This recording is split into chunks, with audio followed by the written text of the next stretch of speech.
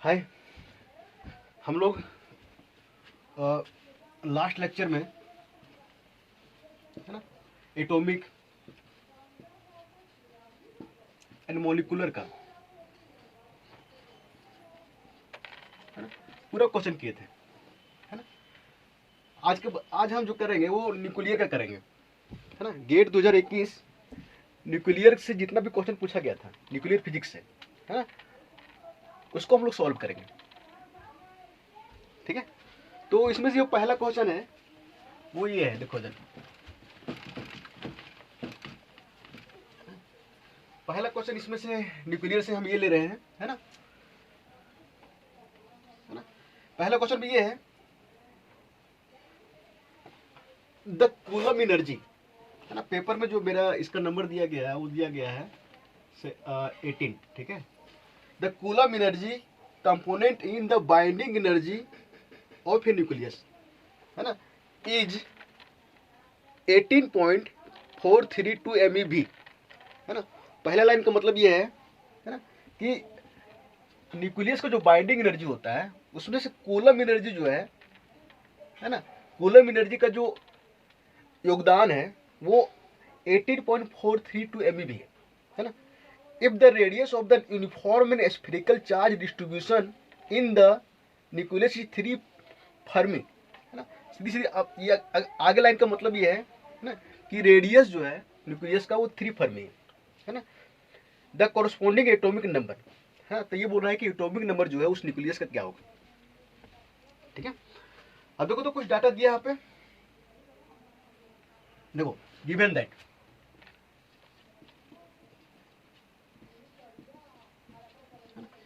Coulomb energy दिया है इसी, ये दिया है 18.432 MeV मेगा इलेक्ट्रॉन वोल्ट, और यहाँ पे फर्मी है, ठीक है।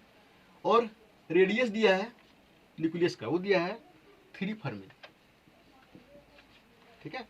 और एक वैल्यू और दिया है E²/4 पाई एप्सिलॉन नॉट, इसका वैल्यू दिया है 1.44 है ना MeV, है ना, फर्मी, ठीक है। चल पहले क्वेश्चन को फिर से समझा देते हैं, है ना।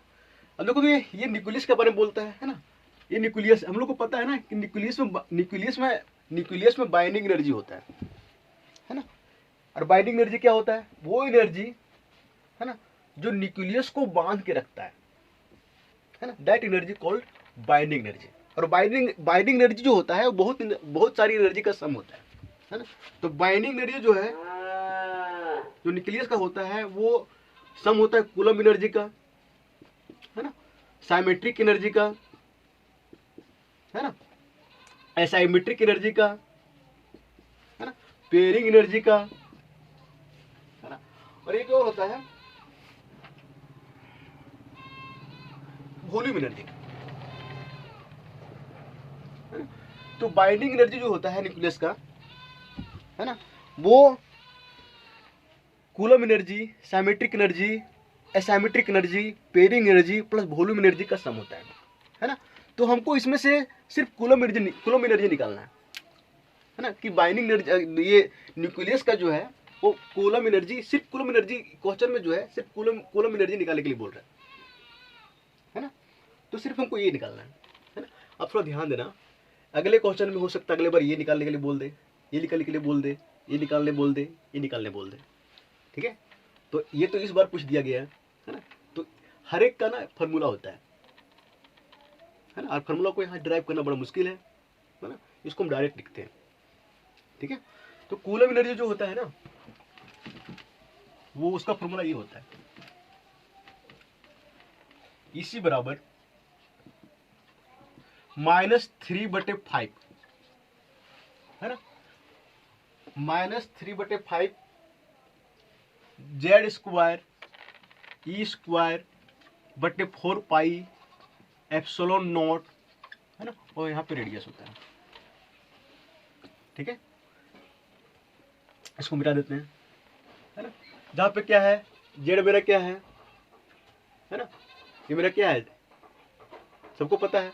ये क्या है, ये इलेक्ट्रॉनिक चार्ज है ना। आर मेरा क्या है, रेडियस है ना। अब देखो तो थोड़ा ध्यान देना, क्वेश्चन में देखना कि इसका वैल्यू दिया है ना। और अब देखो तो इसको लिख सकते हैं, देखो तो माइनस को छोड़ देते हैं, ठीक है। माइनस ये बताता है कि कूलम एनर्जी क्या करता है, न्यूक्लियस के बाइंडिंग एनर्जी को कम करना चाहता है, ठीक है। इसलिए यहाँ पे माइनस माइनस लिखा हुआ था, माइनस को हम छोड़ देते हैं, मैग्नीट्यूड लेके चलते हैं, ठीक है।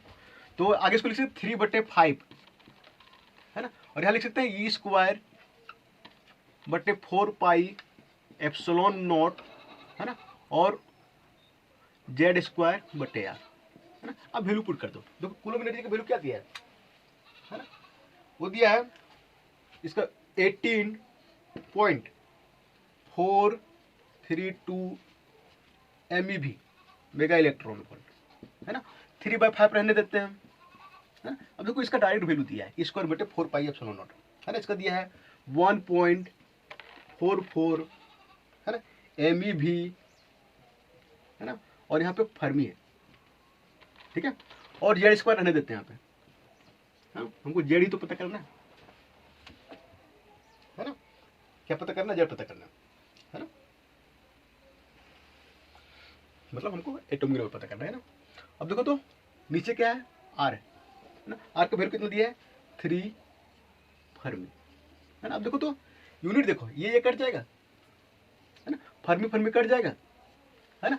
अब देखो तो एक काम करो, ये 3 कट जाएगा है ना, इसको इधर डिवाइड करोगे ना, तो जो वैल्यू आता है वो आता है 12.8, ठीक है। करके देख लेना 12.8, और यहां पे बचेगा Z²/5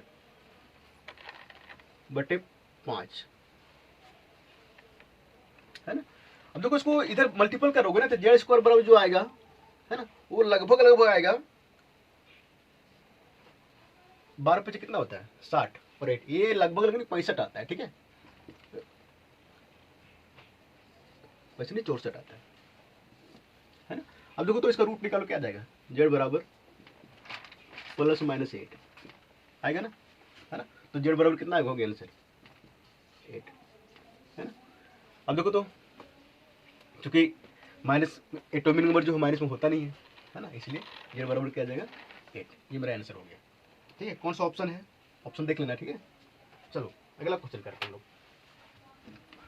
है ना। ये कूलम एनर्जी में माइनस दिया रहता है ना। तो माइनस ये बताता है कि न्यूक्लियस के बाइंडिंग एनर्जी को है ना कूलम एनर्जी कम करना चाहता है, समझ रहे हो। तो इसकी बाइंडिंग एनर्जी का जितना भी टर्म है ना, बाइंडिंग एनर्जी में जितने एनर्जी का योगदान है सभी को ध्यान में रखें, है ना। अगले बार किसी भी कंपटीशन में पूछ सकता है ना। और टोटल जो है हम अभी अगले लेक्चर में ड्राइव करवाएंगे।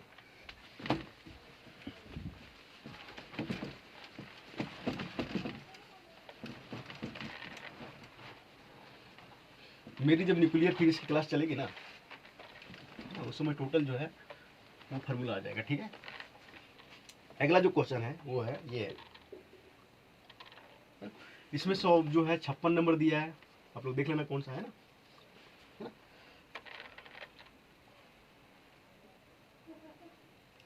अब देखो इसमें दिया है एक लीनियर, अब देखो सीधी सीधी linear charge particle accelerator driven by a alternating voltage source है ना, ऑपरेटिंग एट 10 मेगाहर्ट्ज। पहला लाइन का मतलब है एक सोर्स है अल्टरनेटिंग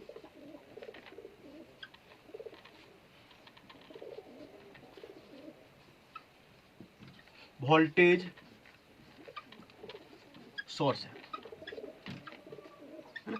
ये क्या करता है, इलेक्ट्रॉन को एक्साइट करता है। और ये जो इसकी जो फ्रीक्वेंसी है ना, ये फ्रीक्वेंसी दिया है, ये है 10 मेगाहर्ट्ज है ना। 10 मेगाहर्ट्ज मतलब 10 × 10⁶ 10⁶ है ना। और हर्ज क्या होता है, पर सेकंड होता है, पर सेकंड है ना। इस सोर्स की फ्रीक्वेंसी दिया हुआ है, ठीक है। आगे दे आफ्टर ये ड्रिफ्ट ट्यूब, एक ड्रिफ्ट ट्यूब लिया गया है ना। ड्रिफ्ट ट्यूब क्या होता है ये हम बता नहीं रहे, ठीक है। ये आप लोग पढ़े होंगे, ठीक है। द इलेक्ट्रॉन अटेन्स से वेलोसिटी है ना, तो जब ये एक्सलेट करता है तो इलेक्ट्रॉन जो है वेलोसिटी को अटेंड करता है ना। वो वेलोसिटी जो है वो 2.9 into 10⁸ metre per second attend करता है। तो ये पूछ रहा है कि the minimum length of each drift tube, प्रत्येक ड्रिफ्ट ट्यूब का मिनिमम लेंथ क्या होना चाहिए to accelerate the electron further, है ना। इलेक्ट्रॉन को आगे एक्सलेट करने के लिए, है ना, ड्रिफ्ट ट्यूब का मिनिमम लेंथ क्या होना चाहिए, है ना। तो ये जो है क्वेश्चन में दिया हो, फिर से क्वेश्चन को समझा देते हैं, है ना। क्वेश्चन में ये है ना, एक सोर्स दिया है, वोल्टेज सोर्स दिया है ना। वो क्या करता है, इलेक्ट्रॉन को एक्सलेट करता है ना। और वो जो उसकी जो फ्रिक्वेंसी है ना, वो 10⁷ पर सेकेंड है, 10 मेगाहर्ट्ज है ना। वो इस फ्रिक्वेंसी पे काम करता है ना।